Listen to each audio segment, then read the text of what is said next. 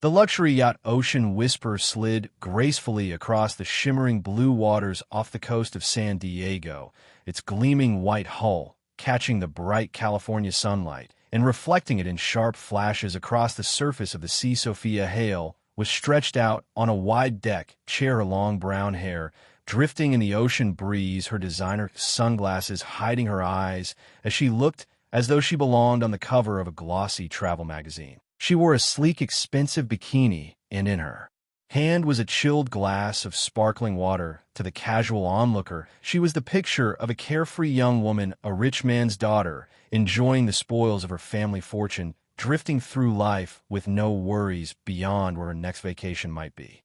It was a crafted image, one she had worn well over the years, a role so convincing that most people never questioned it. They would see the yacht, which had cost nearly $3 million, and imagine she had earned none of it. They would think of her Instagram posts full of sunsets and cocktails, and believe her life was nothing but idle luxury. They would guess she was spoiled, entitled, maybe even a little oblivious to the world beyond her own pleasures, and they would be entirely wrong. Sophia's gaze narrowed as a gray speck appeared on the horizon. She pushed her sunglasses lower, studying the shape through the haze of distance. When the outline grew clearer, her hand reached for the binoculars in a smooth, practiced motion. The sharp, angular silhouette told her everything she needed to know. It was a Navy destroyer, closing in fast, the USS Valiant, an Arleigh Burke-class warship, and from its course and speed, it was clear it was headed directly toward her. She let out a slow breath, her lips curling into the faintest of smiles. This peaceful afternoon was about to become far more interesting in a very different way than the crew of that destroyer expected. Few people would guess the truth about Sophia Hale, born in Palo Alto to Michael Hale, the billionaire founder of Hale Technologies, and Emma Hale, the daughter of a proud Irish-American military family. Sophia had grown up between two worlds. Her father believed in innovation, competition, and building empires, while her mother believed in service, discipline, and protecting the country that had given their family so much. Military history ran deep in her mother's bloodline. Her grandfather had been a Marine colonel who fought in Vietnam. Her uncle had flown Navy fighter jets stationed in Japan. Her older brother was somewhere overseas, serving as a captain in the Army's elite special operations forces. The weight of that legacy had shaped Sophia's life from an early age, and she had chosen a path even more demanding than any in her family's long service record. Graduating at the top of her class from the Naval Academy at just 22, Sophia went on to achieve something almost unheard of. She earned the right to wear the Navy SEAL Trident, one of only a handful of women in history to do so. By 26, she had risen to the rank of lieutenant commander, serving under the Joint Special Operations Command on missions so classified they would never appear in any public record.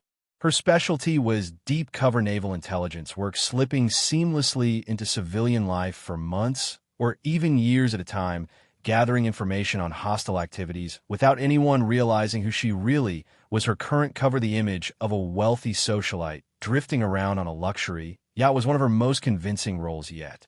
6 months earlier, she had completed an operation that the Joint Special Operations Command quietly called one of the most successful deep cover missions in recent history. She had infiltrated a foreign arms trafficking ring that was selling stolen naval weaponry to terrorist groups. Her work had led to the seizure of $50 million worth of illegal arms and the arrest of a dozen high-level operatives, including 2 foreign agents of significant interest. Her success had earned her a personal commendation from the Secretary of the Navy and a fast-track promotion to full commander. But the success came at a cost. Deep cover missions required her to live as someone else so completely that she sometimes forgot who she was beneath the mask. After her last operation, Admiral Olivia Carter had given her an order that surprised her: take your yacht, disappear for a while, remember who you are. Without the cover stories, find Sophia Hale, the naval officer, again. That was what she had been doing until now, enjoying quiet days on the water far from the pressures of her real work. But the gray speck on the horizon had other plans. The radio crackled to life, the stern voice of authority filling the air. Motor vessel bearing 180 degrees. This is USS Valiant. Heave to immediately and prepare for inspection. You are approaching a restricted naval exercise area. Sophia let the Valley Girl act slip into place instantly. USS Valiant This is Yacht Ocean Whisper. I'm just out here enjoying this gorgeous weather. Is there a problem? She said in a bright and airy tone, one that suggested the most difficult decision she faced was choosing between champagne and white wine. On the bridge of the destroyer, Captain Robert Kane rolled his eyes at 45 with 2 decades of service, including combat deployments. He had no patience for what he assumed. She was another wealthy civilian treating the ocean like her personal swimming pool, another trust fund passenger who thought maritime law was optional. Beside him, Commander Julia West glanced at him. Boarding party. Sir, absolutely, Kane replied. Maybe a bit of real Navy discipline will teach her respect. The order went out. Pacific Dream, reduce speed and prepare to be boarded. Kane's voice came over the radio. Sophia widened her eyes in practiced disbelief. Boarded people are coming onto my boat. Is that even legal? This is America, right? On the Valiant's bridge, the crew exchanged exasperated looks. West shook her head. She sounds like she has never even heard of maritime law. Probably hasn't. Kane muttered. Time to educate her. The massive gray hull of the USS Valiant loomed larger with every passing second, its bow cutting through the waves with precise purpose. Sophia leaned back in her chair, watching with casual ease, though inside she was already assessing the situation with a sharp, trained mind. She could tell from the destroyer's course and the crisp movements of its crew that this was a well-drilled team, closing in exactly as their procedures dictated. From her vantage point, the approach was almost beautiful, the kind of seamless coordination that only came from years of training and discipline. She had missed this, the precise rhythm of naval operations, the confident authority of crews who knew exactly what they were doing. On the destroyer's bridge, Captain Kane stood with his arms folded, his gaze fixed on the yacht. He imagined the kind of person he was about to deal with, spoiled, disconnected from reality, probably with no idea what a restricted naval exercise zone even was. As the ship adjusted its course for boarding maneuvers, he gave a satisfied nod to Commander West. Prepare the boarding party, full tactical loadout. West acknowledged with a curt nod and turned to relay the order. 6 sailors in tactical gear moved with swift efficiency, their rifles slung, but ready, their eyes scanning the sleek yacht ahead. Senior Chief John Ramirez was in charge, a man who had inspected everything from fishing trawlers in the Caribbean to cargo vessels in the South China Sea. He was not easily impressed, and even less easily fooled.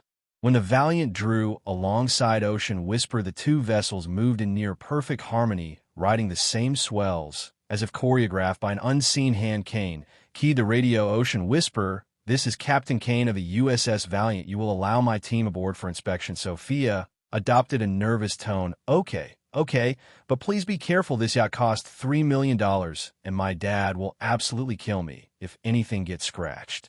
Kane's jaw tightened in irritation. $3 million, more than 3 decades of his salary, and she was worried about scratches. Still, the order had been given, and the boarding was underway.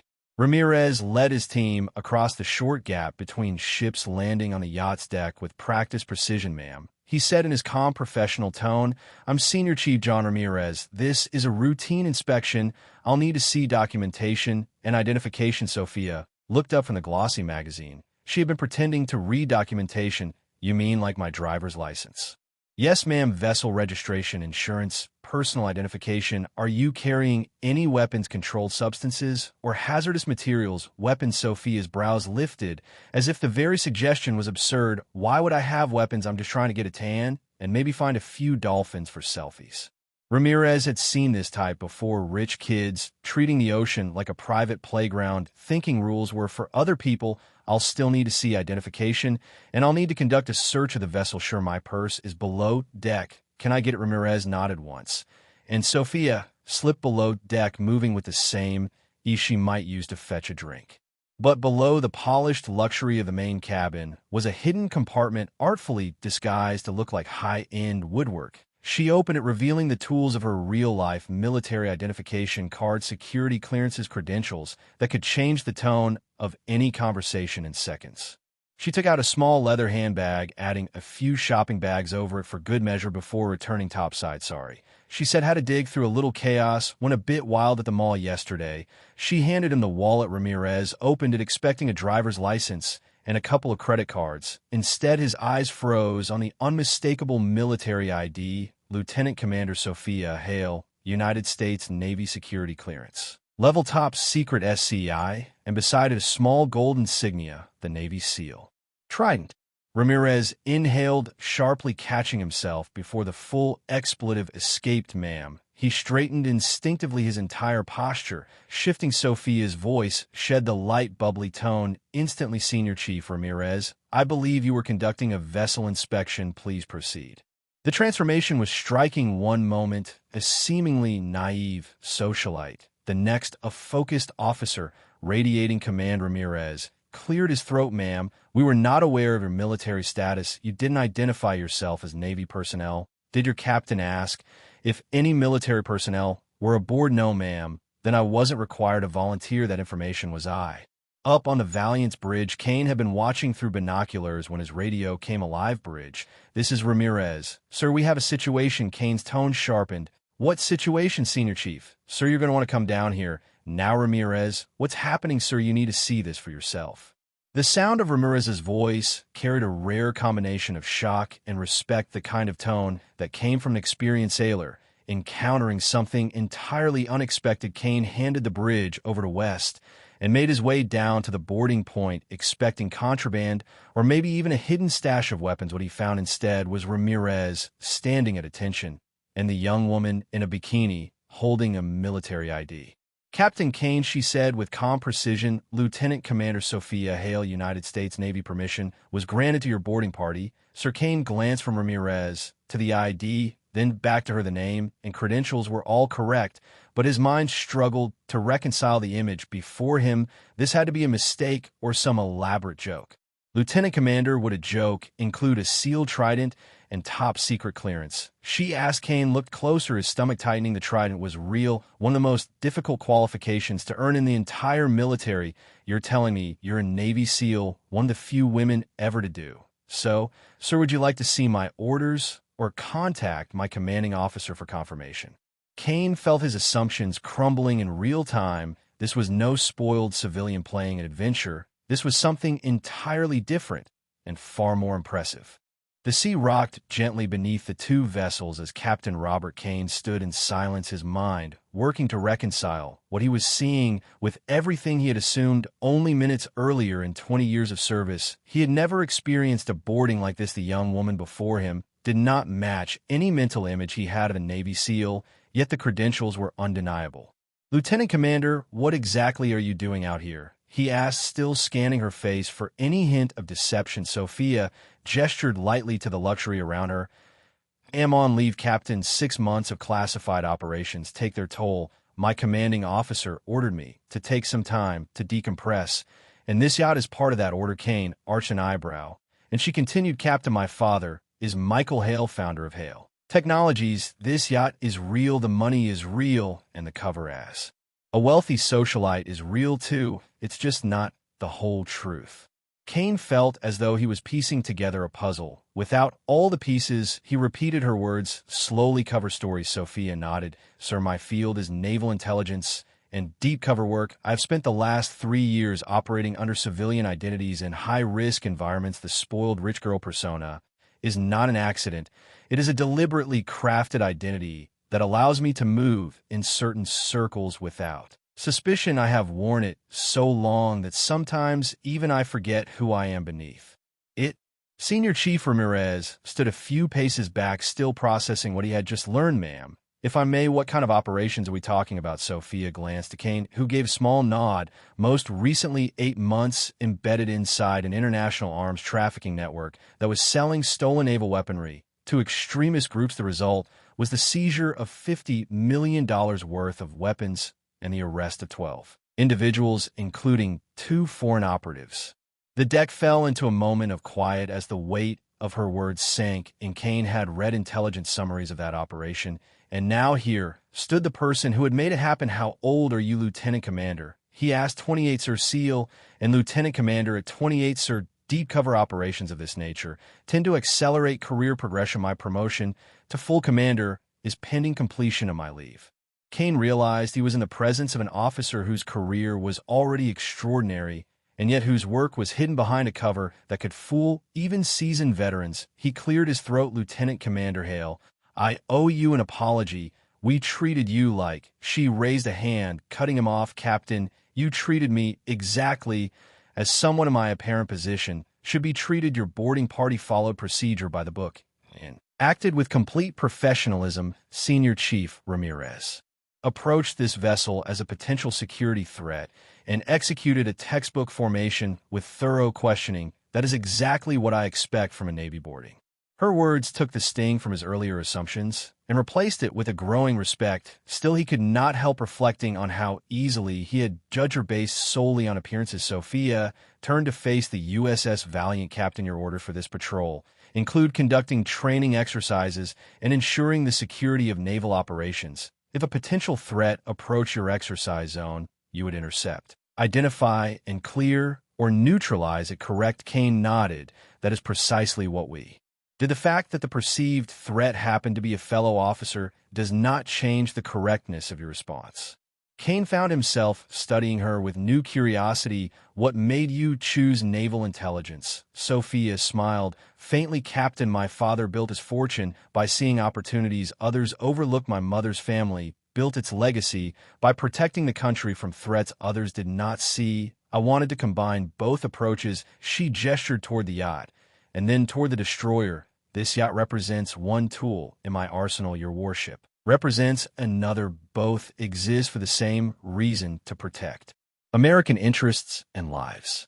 In the SEAL training, Kane asked, "Sir, effective naval intelligence operations require understanding every facet of naval warfare. I needed to know what it was like to work alongside special operations forces, to understand their language, their pressures, their limits. SEAL training was the most direct way to achieve that." Kane considered the logic and found it sound, albeit unconventional. "Do you miss traditional Navy service?" he asked, "the kind with ship's crews and the visible rhythm of deployment." Sophia's gaze drifted out across the ocean. "Captain, every time I see a Navy ship, I remember why I chose this path. It is not about the thrill of undercover work. It is about serving something larger than myself, whether I am infiltrating an arms dealer's circle or you're conducting a readiness drill. We are both doing the same thing, ensuring the safety of the country."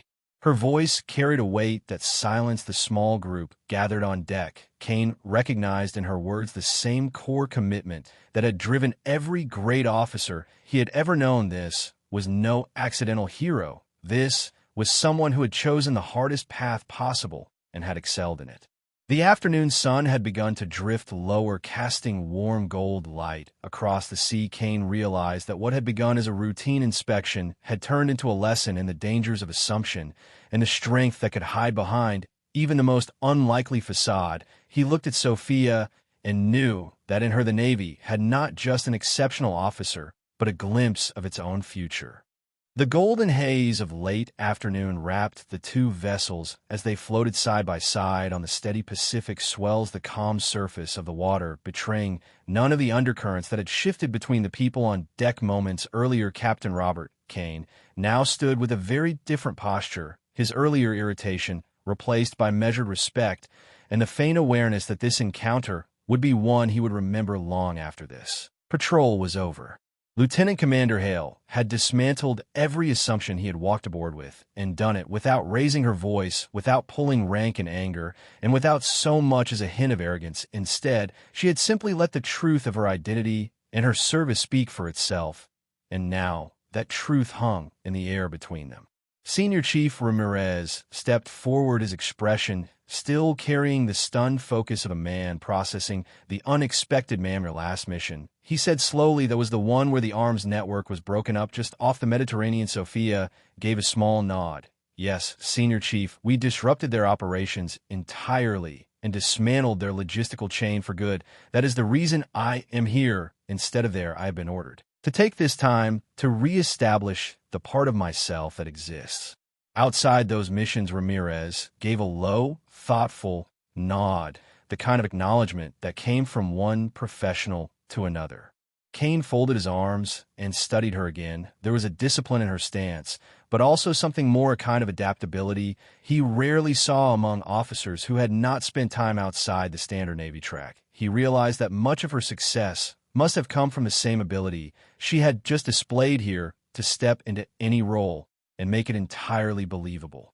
"Lieutenant Commander," he asked quietly, What do you take away from these undercover assignments other than the intelligence you gather? Sophia turned her gaze to the horizon, her voice carrying a steady calm. Captain, I take away the understanding that the world is full of layers. The surface almost never tells the whole story, whether I am at a crowded marina in Monaco, or a smoky bar in Istanbul, or a private meeting in a warehouse in South America. The same truth applies. Everyone wears a mask of some kind, and learning to see beneath it is as valuable in this uniform as it is out of it. Kane absorbed that answer and felt an odd flicker of agreement. For all his years in the Navy, he too had learned to read the small signs, the shift in body language, the subtle edge in a voice when something was wrong. Perhaps they were not so different in that respect. The wind picked up, slightly stirring the air between the ships, and Kane finally broke the moment. Lieutenant Commander, you have my respect, and that of my crew. I suspect that respect will only grow the more we learn about officers like you. Sophia met his eyes and inclined her head. Captain, that respect is mutual. Your crew acted exactly as they should have. I have seen boarding parties executed with less precision and less professionalism than yours displayed here today. You have every reason to be proud of them. Ramirez glanced toward his men who stood quietly at their posts, their earlier assumptions now replaced by something much closer to admiration. One or two even seemed to be standing a little taller after her words. Kane noticed the shift and found himself glad she had said aloud. She stepped to the rail, looking toward the USS Valiant, the ship's gray form steady and formidable against the horizon. Captain, your ship and mine, sir, the same, cause though we go about it in very different ways. The Navy needs both vessels and both kinds of missions to protect. What matters, that is why I am here, and why you are there. It is all part of the same fight. Kane let the silence that followed linger for a moment, the rhythmic slap of waves against the hulls filling the space between them. In that quiet, he thought about the evolving face of naval warfare, about how technology and intelligence work now demanded a kind of officer who could blend in anywhere, even among the very people they were there to stop. He realized he was standing in front of one of those officers, someone who could move from the deck of a yacht to the depths of a covert operation without hesitation.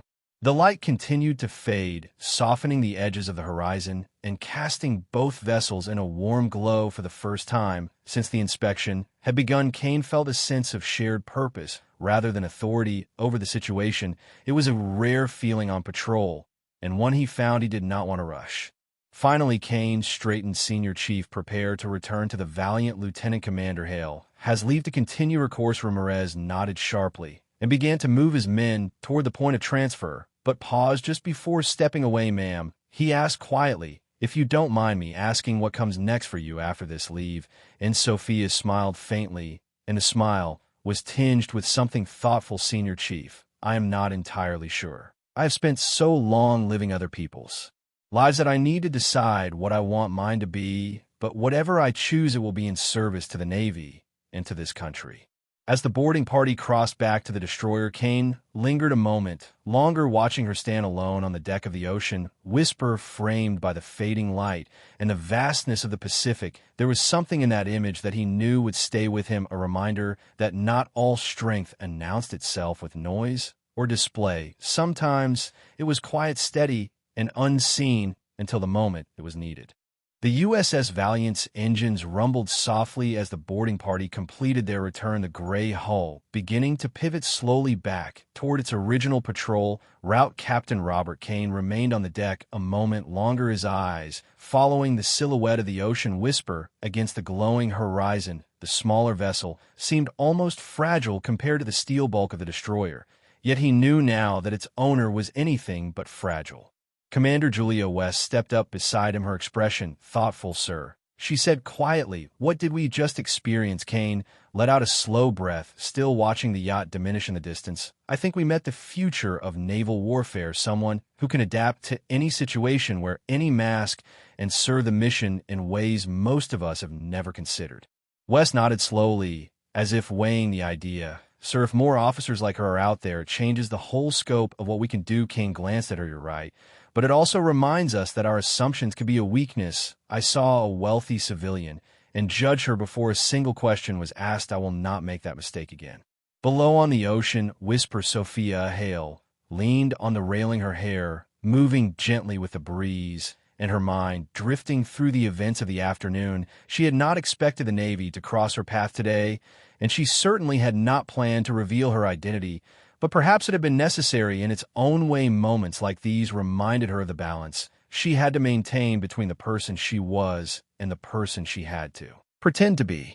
Her phone buzzed against the polished wood of the deck. She picked it up and saw a short message from Admiral Olivia Carter. "How's vacation? Finding yourself, Sophia?" Stared for a moment at the text, then let her gaze lift to the faint silhouette of the destroyer. As it turned back toward its mission, she typed a reply, "Yes, ma'am, mission accomplished," and hit send. The words felt true in a way she had not expected for weeks. She had been adrift between identities, unsure which one felt real now. The encounter with the Valiant's crew had anchored her again, reminding her that no matter what cover she wore underneath it all, she was still and would always be a United States Navy officer. That certainty settled in her chest like a weight she was glad to carry. She moved to the helm, guiding the yacht forward with a light touch. The sea opened before her, a vast expanse filled with unknowns, but also possibilities. She thought about the mission still ahead, the dangers she might face, the lives she might save. She did not know the details yet, but she knew the direction, and that was enough. Back on the Valiant, Kane gave one last look toward the diminishing white speck of the yacht, then turned to West log entry. He ordered, "Today, we conducted what began as a routine inspection, but became something else entirely. Sometimes the most important encounters are the ones you never see coming. Sometimes they challenge what you think you know and show you that heroism does not always wear a uniform in the way you expect." The crew returned to their duties, the hum of the destroyer filling the air as the sun dipped lower, painting the sky in streaks of orange and crimson. Sophia kept her course, steady breathing in the salt air and feeling a peace she had not known for months. She knew this quiet would not last, that soon orders would come pulling her into another shadowed corner of the world where her skills would be tested again, but for now she allowed herself the rare gift of stillness. Far behind her, the Valiant steamed on into the distance, each ship carrying out its mission in different ways, yet bound by the same purpose. Somewhere in the quiet rhythm of the waves, Sophia found the answer she had been looking for. She knew who she was, she knew why she served, and she knew that whatever lay ahead, she would meet it head-on with the same resolve that had carried her this far.